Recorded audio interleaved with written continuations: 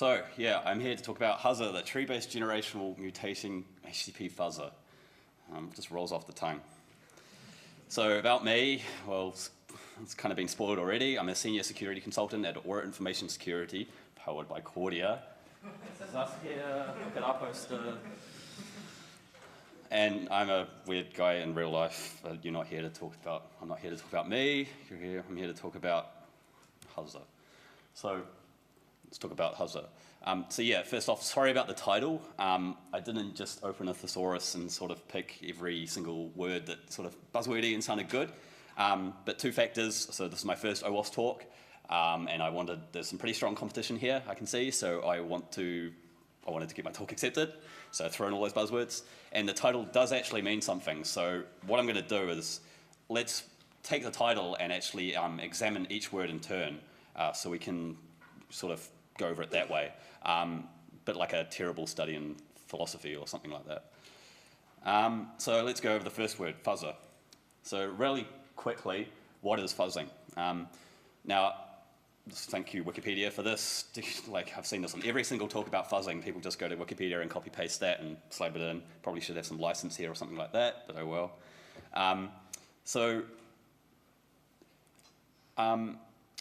Probably most of you know about fuzzing already, so I'm just going to be real quick about this. So basically, it's a testing technique where instead of being really rigorous and doing perhaps a source code analysis or using test cases or something like that, unit tests, what we do is we basically do like the monkeys with infinite typewriters. We just throw a bunch of random data at a program until it falls over.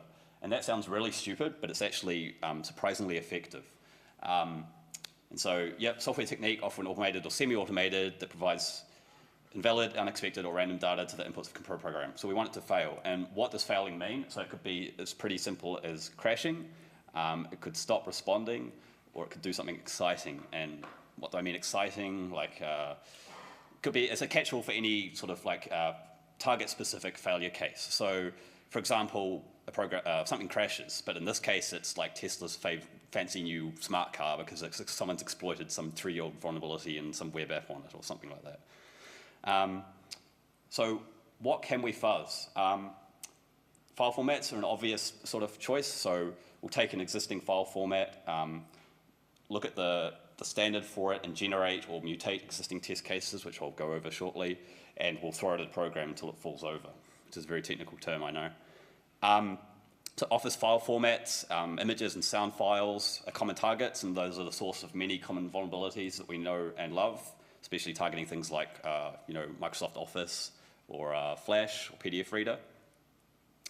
And network protocols are kind of almost the same as file format fuzzing, except there's a bit like an extra dimension of time. That's a very philosophical way of looking at it.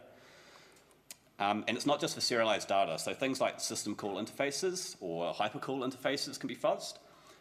So I've previously fuzzed Zen's hypercall interface. Zen is a open source hypervisor which powers things like EC2. You may have heard of that.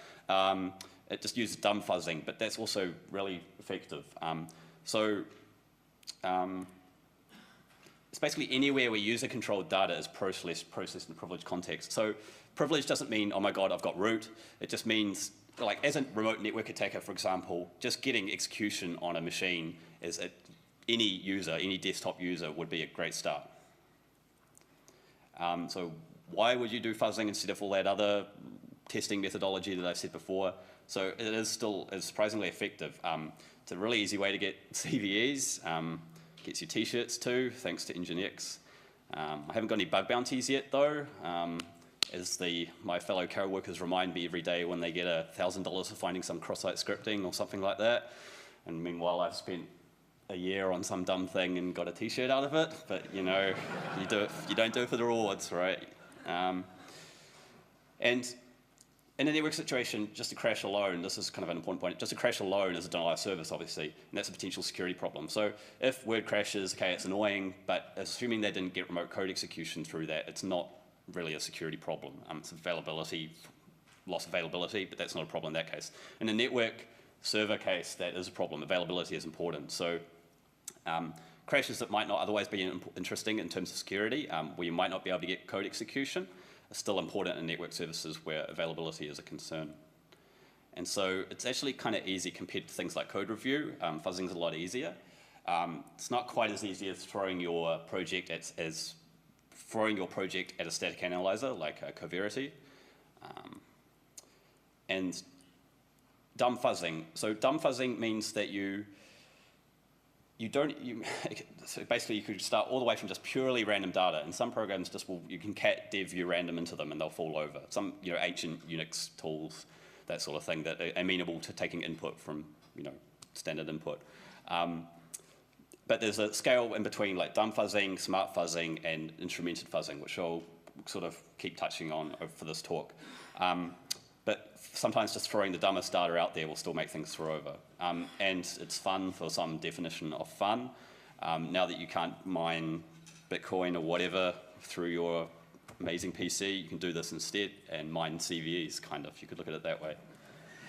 And don't tell my boss who's sitting like right there, but it's a good way to feel productive when you're not actually doing anything. So just like if you're compiling, you're cracking passwords, you're mapping, you're active scanning, you're running Nessus, well now you have another thing that you can say that you're doing something important when you're actually just watching cool status things roll in.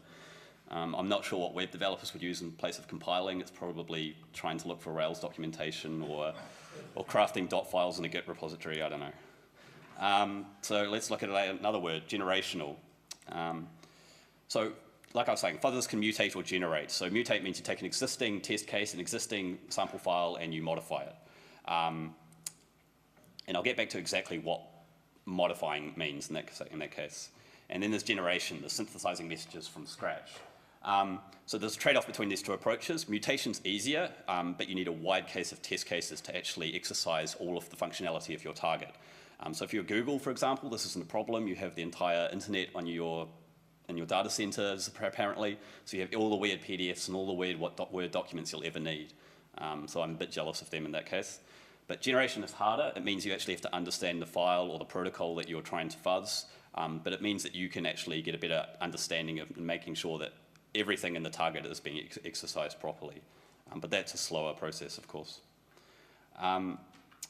So Huzzer generates. It's generating and mutating, but it generates cases and then it mutates them. So Huzzer is the HTTP fuzzer. That's a terrible name.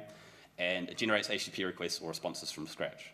So it's written in Python, but if I showed you some, and I will show you some of the grammar rules that you use to actually tell it what HTTP is, it doesn't look like Python at all.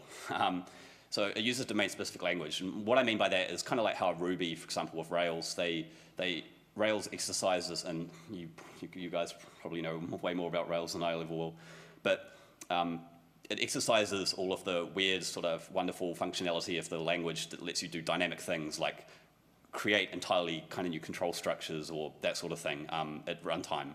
So that's what a domain-specific language is. It's a language, but you've kind of contorted it so much that it looks like another language. And that's what Huzzer uses in Python.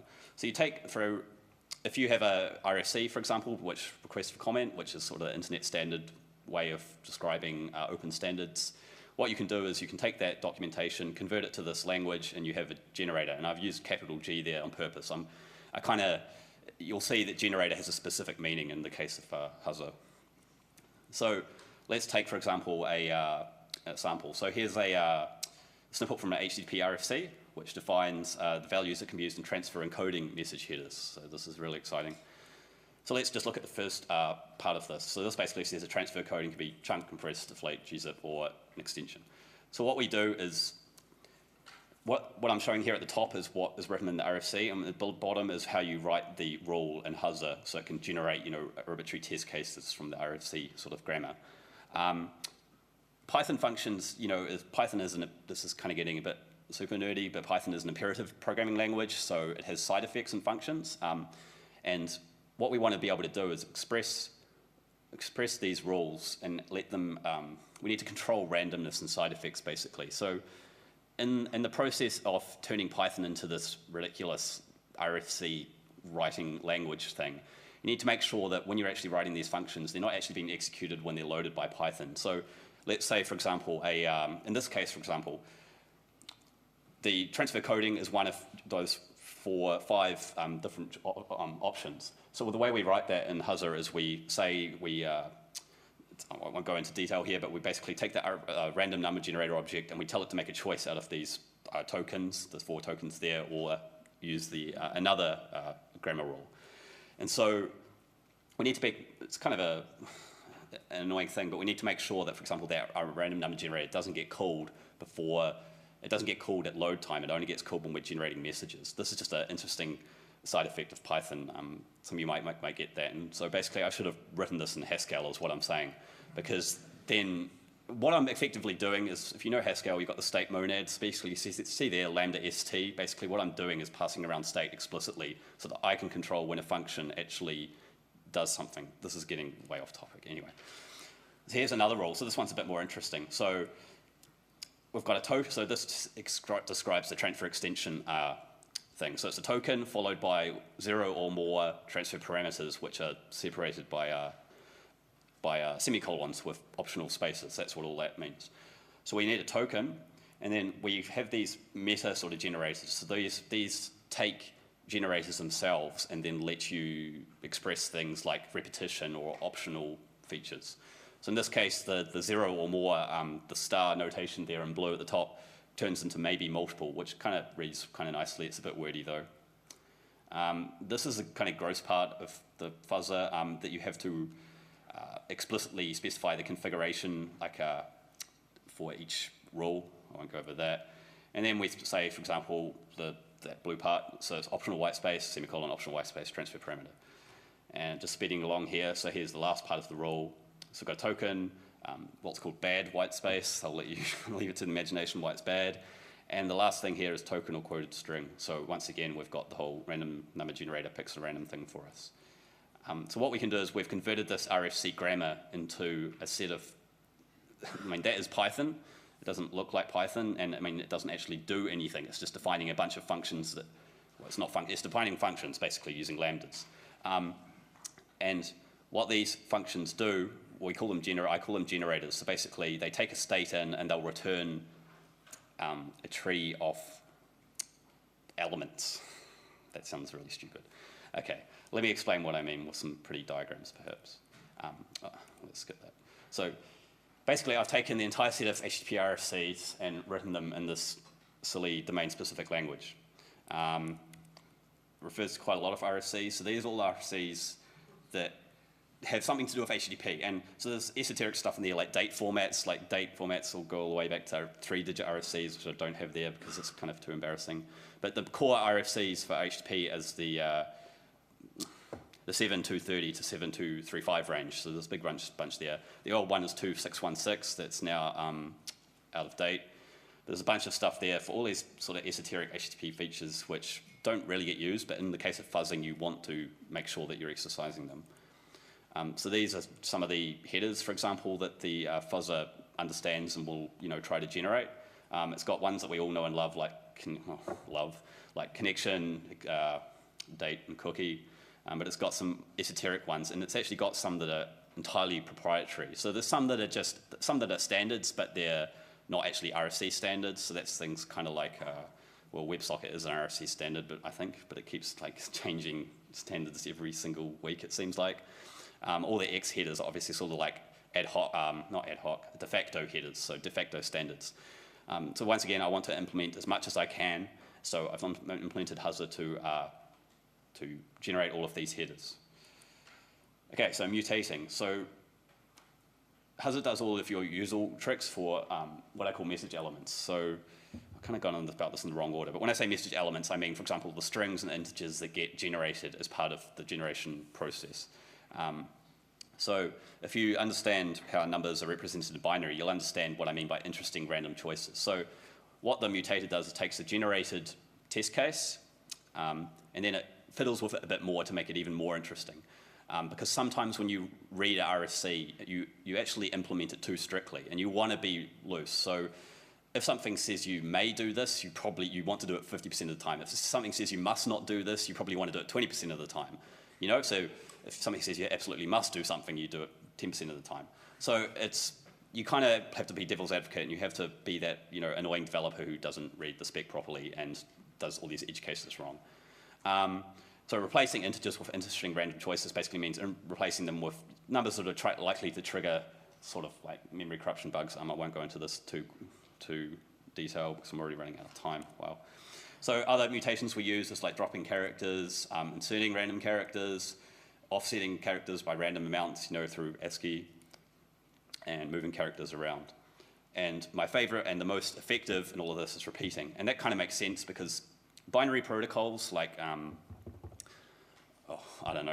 binary protocols, they kind of have fixed fields. So, you have a 32-bit field, describes something, 64-bit field, whatever, structs and that sort of thing. Whereas text-based protocols you kind of have to keep reading them until you reach the terminator. It's not, the length doesn't, it's not like type length value protocols where you have the length up front. In this case, you have to keep reading things like headers and header values and body content until you reach the terminator. Well, not so much with body content, but you know what I mean. So repeating is actually really effective because, of course, if there's a buffer overflow in something, it's probably this is the thing that's going to hit it. So tree-based. So the message comes from generators in a tree structure. So when I say tree structure, I just basically, it's a fancy way of saying a list of lists. So a generator returns a list. And the elements of those lists can be strings or integers or more lists. So where's a good example of this? I've kind of gone in the wrong order. Okay, so what we do is we take the root generator. So in this case, it might be to generate an HTTP message. And we evaluate it. So we give it a state. We give it a random number generator that's initialized with a seed, and we give it all the user options that we want, and we throw that at the generator.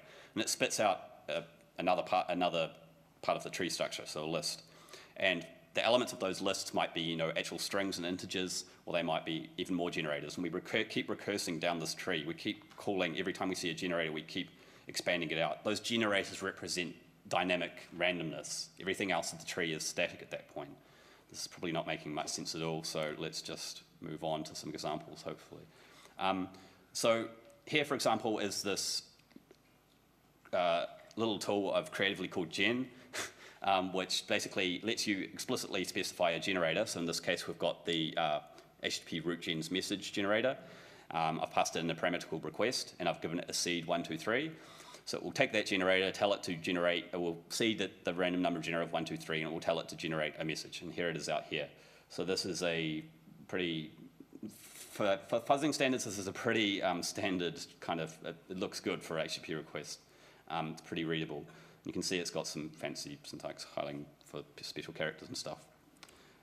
So this is also terrible, but this is what I mean by tree-based. So you can see here what's happened is it's taken the root generator, it's called it, passed it its state, and it spit out, I probably should have shown you this, but it says, an HTTP message consists of a header line, 0 or more headers, blank line, and then body content. And then it's got generators for each of those things. So every time it can return more generators, and they get called and so forth. So at the end of it, we have this big list of lists, and all we'll have is strings and integers and a few other magic objects. So you can see there that, the structure of the message is still kind of kept in place there. So you can see this is a generator. This specifies, a date. Here's a string. Here's an integer, and here's a sub generator which specifies a time. So in addition to, sorry, I'm going pretty fast here, but in addition to element mutators, we have tree mutators. So since we have the tree structure of the message, we might as well take advantage of that. So not only do we mutate the strings and do interesting things to them and integers and play with their numbers and stuff like that, we also try rearranging the tree and doing things to the tree. So, for example, we could move elements of the tree, pretend these diagrams represent, the message elements of the tree, and so each one depends on the other and that sort of thing. And at the top right, I've got an example of what that mutation might look like in the context of the HTTP generators. So if you move, one generator, one part of the tree to another, you're going to move not just the word HTTP, for example, or a single letter or something like that. It's a bit more context aware. It understands that HTTP/1.0 is a thing in itself. If we just had HTTP get, that makes basically as much sense as HTTP/1.0 get, but it's has a bit more intelligence to it that we can use because we've got this tree structure. So we can do things like we can remove parts of the tree, we can swap parts of the tree, we can duplicate parts of the tree, and we can shuffle elements of the tree. So here's all of the mutators that this thing Huzzer uses, and I called them munges instead of mutators for some reason. I have no idea why, but it sounds kind of cooler. Here's what one of them looks like, for example. And one of the cool features is that you can specify the munges So in this case, you'll see the last line there, it's got element form, which is the most Java generic name thing for anything ever. But what it's saying is this mutator requires a sequence of at least 2 elements. So not only will this mutator, so this takes a subsequence of this sequence and then moves it somewhere else. Not only does it work on strings, but it also works on lists as well. Anything that's a sequence. So it's really generic. And as long as it has at least two elements, it makes sense to move something somewhere else. If it only has 1 element, that doesn't make sense. And what Huzzer does is it evaluates at each point of the tree when it's mutating. It sees what are the possible mutations I could do here, pick them with a random, sort of probability and apply them. So I can use, for example, that silly gen tool and provide it like a generator that's provided on the command line. So this is really disgusting to read, but you can see you have a really cool number, colon 1, 2, 3. And I've piped that into sort, unique sort. And so we get these results. And so you can see the original test case at the start. We can see an attempt at French on line number 3. Let's change that number to a huge one. And on the right-hand side, we've got a really, really, really cool number. So basically, this is what the mutation will do to a text-based protocol when it comes out the other side. And I'm assuming you all know what HTTP is, because this is OWASP after all. But let's take a look at the generation of mutation when it's applied to HTTP. So this cat represents how much fuzziness there is in this response. So it's pretty sensible, right? Apart from that URL, which is really not Web 4.0 hipster friendly. TE is it's like transfer encoding. It's not transfer encoding, it's like the ones you'll accept. And accept encoding. This one is kind of normal. We're getting, well, it's not normal. We're applying a bit more fuzziness now, so we're getting more interesting. We've got an absolute URL there in the pass and post method there. We're splitting up headers across new lines, so some people didn't even realize you can do that. You can have a header, header name, header value, and then you can have a new line. As long as there's spaces indenting it, the rest you can have, more header values after that. And then this is the full blow-in, like where it's kind of servers, they're either going to freak when they see this, or they're just not even going to try to parse it. But you'd be surprised. So we can see here that it's decided to put the digest header somewhere between the URL. It's like taken a fascination to the letter T, and it's censored out the word cache control for some reason. And responses, so this is sort of tying it all together. So Huzzer doesn't actually really care about responses, just reads in the first 64 bytes of the response from the server and then logs the result in a histogram. The text hangs and it detects weird characters in response. When I say weird characters, I mean things that might be like a memory leak, so like heartbreak kind of stuff. This would have detected that IIS request range flaw. If you're asking why I didn't detect that before anyone else, it's because I'm too busy engineering this and talking about it, over-engineering this and talking about it to actually use it, which is annoying. Whenever I see a bug that is in an HTTP server and I didn't find it first, I make sure that Huzzer would eventually find it given enough time. So a big loop, you generate a message, you mutate it, you send it to the server under test, you read a bit of the result, log the result, and you loop. Now, why not AFL? And if you don't know what AFL is, this makes no sense, so that's really great, so I'm just going to let it sit there for a while. Okay, so AFL is American Fuzzy Lop, and it's a fuzzer written by a very talented guy called, Mikhail Zawalski. I'm so sorry, man. I spent like 5 minutes last night looking to how to pronounce your name, found the YouTube video of someone talking about this guy, and then he prefixes his comments with, I don't know how to pronounce this guy's name. So he's the guy who no one knows how to say his name. But he's a really talented guy, works for Google, and you've probably heard of him, written a bunch of good books. AFL is basically, it's the new wave of fuzzers. It's not just a dumb fuzzer, it's not a smart fuzzer, it's an instrumentating fuzzer. Basically, you compile the programs, in this case I'll be compiling my web server, and basically what it does is, it's a bit smarter. When it generates a test case and sends it, it actually looks to see what the execution path is through the program. And depending on the result, it won't keep throwing the same test case. Well, obviously it won't throw the same test case, but it won't keep exercising the same path. It will try to look at other paths and that sort of thing. Makes for a much more exciting talk, and I can see you'd much rather be talking about that right now, but you're stuck with me. So instead, this is basically why not AFL, and these are my weak excuses as to why there's still some value in dumb smart fuzzers like Huzzer. So not everything can be instrumented easily, especially things like esoteric web servers. They might be on some really dodgy hardware, or they might be completely proprietary, so closed source. AFL does support, through some magic, closed source instrumentation, which is really cool, but whatever. AFL is at heart a binary fuzzer, so it's more designed for things like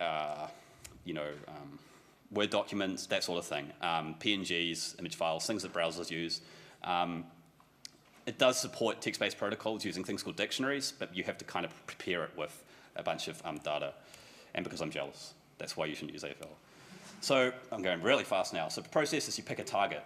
Now, you've all heard of these servers, but you probably haven't heard of a bunch of, every other web server on the planet. So there's this thing called Internet Census 2012. And the other name for this is called the Kana botnet.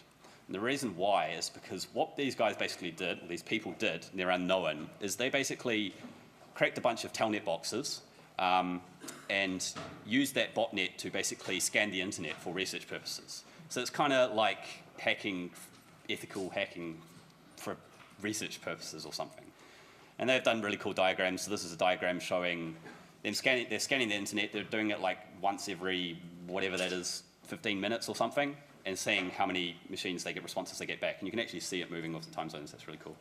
We can take their results, which have all made public, like a real academic paper, and we can look at how many web servers there are. And so we can see one's patchy, we all know that, we know IIS. Akamai Ghost is obviously the CDN stuff. But there's a bunch of stuff out there. We can classify them as to what they kind of are, embedded or not. Getting a hold of the damn thing is often half the problem. Google through obscure news groups, torrent sites, that sort of thing. Then you have to compile it. I've seen every terrible build system out there, and my test VM is a scorched earth. And I'm just going to skip some slides here. This is what it actually looks like. It's got a lovely text interface. I mean, a fuzzer isn't meant to be like a lot to look at, but there it is. And you get findings or you don't, hopefully. Now, I'm going to skip a lot of stuff. So let's actually just go to some results. Let's just start small. Some of these haven't been disclosed yet, so you're getting some really bad, boring 0 days because they're denial of service bugs only. I can't find any contact details, and I'm just lazy. So at web, in this case, if you have a dash, a date with a dash and a slash, does a memory override. God damn, it's not Hacker's movie. It does a memory overwrite. That crashes, and I have no idea why. Well, I do know why, but it's ridiculous. A header like that also makes it fall over. Bozo Web, true to its name, if you put a null byte in a header, it falls over. You can probably guess what's happening here. Buffer overflow in the passing of URLs and BusyBox. MiniWeb is also similarly stupid. This crashes Mongoose. So just a couple of new line characters will crash Mongoose. Open Lightspeed, we get all Windowsy, put the slash the wrong way around. Something about December 00 really sets off Open Lightspeed, so it will crash Open Lightspeed. HTTPD, doing this, it will do a memory underrun, not to be, overflows or so last year. This is underflows. So now for some more interesting ones, some definition interesting. Monkey Web Server, I have no idea why it's even doing this. This is what the crash output will look like. I'm a white hat hacker, so I produce actual patches to all these open source projects. Yep. And I'm going to skip real quickly here to one actually interesting one. Give me 5 minutes. You haven't got 5 minutes. Oh, I got 2 minutes. You're 3 minutes over. Okay. What? Yep. 20 minutes over. No, you're 3 minutes over. Oh, okay. So this function, this web server, just ignore him, okay? This web server has a problem in the function that normalizes URLs. And man, I wish I could go over this. I really went over for half an hour. Sorry, Kirk. But what this does is, as you can see here, you can basically get a directory traversal through a URL with .x's in it. And so here we are reading etc password. So a module for this, and this Chinese guy, which I can't even read his blog. So you're not missing much here. He actually wrote an exploit for this, which is really cool. Gets root. Issues. The issues is my talk is too long. Things to do is hoverlord, so I'm going to parallelize this. These are my notes. As you can see, I actually wanted to design it properly. It's getting worse and worse, and I still haven't designed anything yet. This is why my talk is also way too long. I'm going to run it on more servers. I'm going to do things on SIP. I'm actually going to patch and disclose these bugs, and now I'm done. There.